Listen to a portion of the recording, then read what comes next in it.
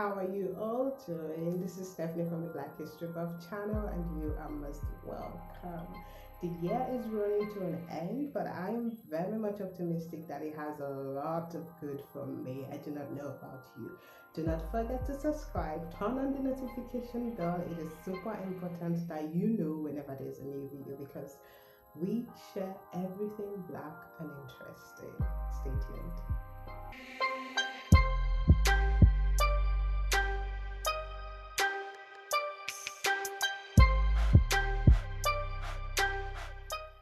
Today, we will be talking about a woman. I dare say she is the most popular woman as of this moment. We are talking about the Vice President elect of the United States, Kamala Harris. I know, right? What a win. What a win, not just for Democrats, but a win for all women in the world, black women, Asian women, and every young girl aspiring to be this great. Kamala Devi Harris is an American politician and also the Vice President elect of the United States. A member of the Democratic Party, she's assumed the office of the Vice President by January 20th, 2021, and she will become the highest ranking official female in the US history. Not just that, she will also be the first African American and first Asian American to be the vice president. Kamala was born on October 20th, 1964 in Oakland, California. She is the first of two children to parents who were immigrants from Jamaica and India respectively. Her father, Donald J. Harris, is a Stanford University professor emeritus of economics, while her mother, Shamala Gopalan, was a biologist. Kamala was raised in Berkeley, California, alongside her sister Maya in the western part of Berkeley, often referred to as the Flatlands, with a significant black population. Kamala faced discrimination growing up. At the time when she had to live with her father, children in the neighborhood refused to play with she and her sister because their parents told them not to because they were black.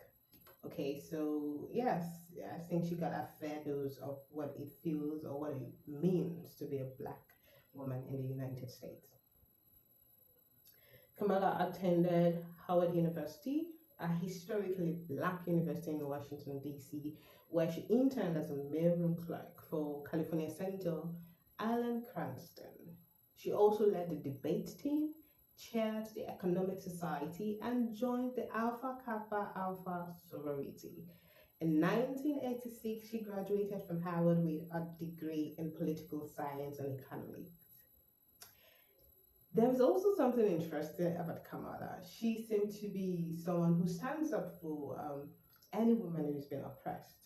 At the time, her best friend, Wanda Kagan, a high school friend, told CBC News that she confided in Kamala about being abused by her stepfather, and Kamala told her mother, who in turn said that, okay, you know what, come live with us, get out of this home where you've been abused for the rest of your school year. That's amazing. That's beautiful. So Kamala's mom insisted that Kagan lived with them throughout the remainder of her final year in high school. This is a noble act, and this act, made Kagan committed to protecting women and children as a prosecutor. Kamala returned to California, where she went to law school at University of California, Hastings College of Law, and there she became the president of its chapter of the Black Law Students Association. In 1989, she graduated with a Juris Doctor and was admitted to the California Bar in June 1990. Harris has served in several public offices ranging from Deputy District Attorney in California, where she was described as an able prosecutor on her way up to the state. In February 1998, San Francisco District Attorney Terrence Hyan recruited Harris as an assistant district attorney. There she became the chief of the career criminal division, supervising 5 other attorneys. That's girl power, guys. During this time, she prosecuted homicide, burglary, robbery, and several sexual assault cases. As racial injustice became a major issue in the United States, many Democrats called on Biden to select a person of color as his running mate. And so Biden chose Kamala in August 2020.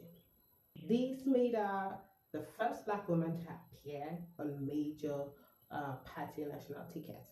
And in November 2020, following the massive US election, it turned out that Biden and Kamala, came out victorious. And today we have a very first Black American vice president elect. So, guys, and to the US citizens, kudos to you all for making this happen. And to the Vice President elect, Kamala Harris, a very big congratulations. Here we have a one time Attorney General of the United States, the first Asian American and second African American to be a US Senator, your Vice President elect, one of a kind, first of a kind, the first African American and the first Asian American to be the Vice President elect, foreigner, a visionary, a strong, unapologetic Black woman. Tell me how you would like to describe her again. I'd like to hear your comments in the comment section below and let me know what you think of this video.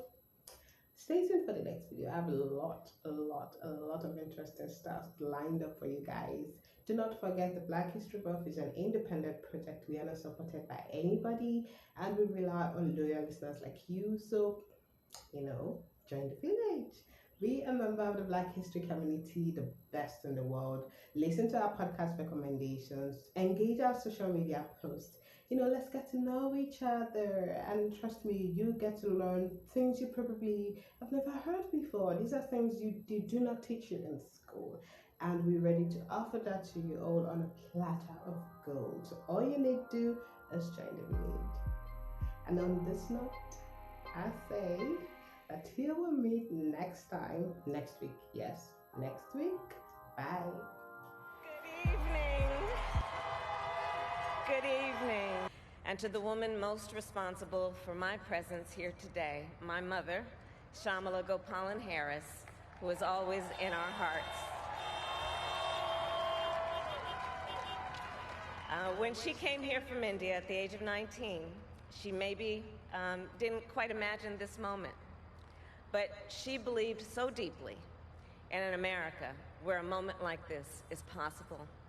And so I am thinking about her and about the generations of women, Black women,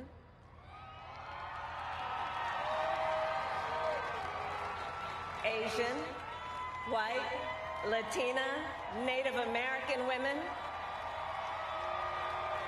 who throughout our nation's history have paved the way for this moment tonight. Women who fought and sacrificed so much for equality and liberty and justice for all, including the Black women who are too often overlooked, but so often prove they are the backbone of our democracy.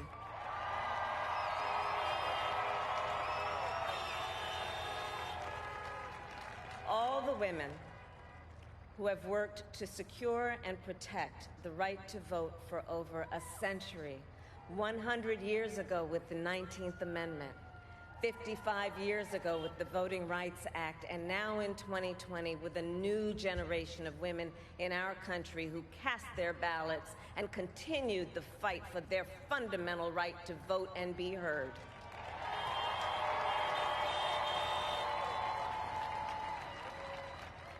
Tonight I reflect on their struggle, their determination, and the strength of their vision to see what can be unburdened by what has been.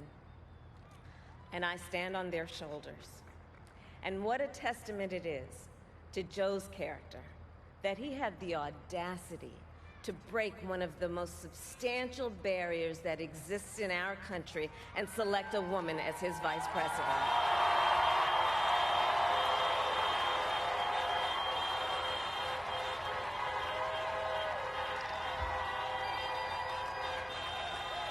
But while I may be the first woman in this office, I will not be the last.